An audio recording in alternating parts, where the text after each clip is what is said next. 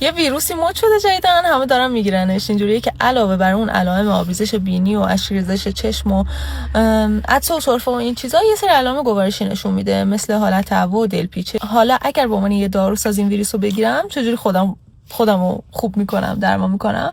اولین کار، چیزی که همیشه بهتون گفتم، ویروس ها دشمن مایعات زیادن. هر چی بیشتر مایعات بخوری بیشتر کمک میکنی که اون ویروس از بدنت پاک بشه. نگو من در طول روز 2 تا لیوان آب لیمو عسل خوردم خوب نشدم. نه، مایعات زیاد یعنی توی هر 1 ساعت اگر ممنوعیتی نمیدونم مشکل کلیه‌ای چیزی نداری، حداقل 1 لیتر مایعات مصرف کنی. یعنی منظورم مایعات واقعا زیاده. کارو انجام بدی، ویروس تا حد خیلی زیادی از بدنت پاک میشه. اگر گلو درد شدم، سوزش گلو، خلط داشتم، حتی خلط سبز، خلط زرد، به هیچ عنوان سراغ آنتی بیوتیک مثل آزیترومایسین و سفکسیم و نمیدونم کواموکسیکلا و این چیزا نمیرم. تاوانکس خیلی دوستش دارین، سراغ هیچ کدوم از اینا نمیرم، چون میدونم که این بیماری ویروسیه دوستان، ویروسیه.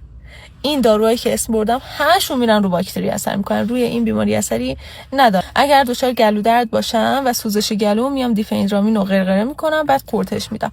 مایعات گرم زیاد استفاده میکنم که خودش دوباره خیلی کمک بکنه به دفع این ویروس از بدنم. اگر آبریزش بینی داشته باشم، خودم از فکسوفنادین استفاده میکنم که دوزبندی متنوعی از 30 تا 180 داره، ولی خب خیلی ها همچنان به اون سیتریزین و اون مثلا داروهای قدیمی ضد حساسیت وفادارن که مشکلی هم نداره. میتونید از همون سیتریزین استفاده کنین، میتونید از نئوتادین استفاده کنین برای آبریزش بینی و این موارد. اون حالت تهوعی که میده، میتونین اگر حالا ممنوعیتی نداشته باشین، از دمیترون قبل از غذاتون با معده خالی استفاده بکنین، که اگر شما حدوداً 2 روز اومدین هر بعد قبل از غذاتون دمیترون استفاده کردین، باز این حالت تهوعتون بهتر نشد، و تشریف بیارید پیش پزشک که دیگه براتون ممکنه که بیان دمیترون رو یه تزریقیشو بنویسن، یا اینکه بیان داروهای مشابهش رو استفاده بکنن، سایر ضد تهوع رو استفاده بکنن.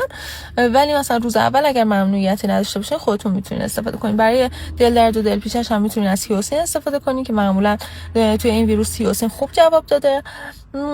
دیگه چی بگم؟ بعد سرفه هم اگر زدین، اگر سرفهاتون خشک بود، میتونیم، اگر خشک بود اصلا خلط نداشتین، میتونین از دکسترومتورفن استفاده کنین. اگر سرفه ها خلط دار بودن، میتونین از جوشان ACC استفاده بکنین یا از برومهکس. مایعات بسیار فراموش نشه.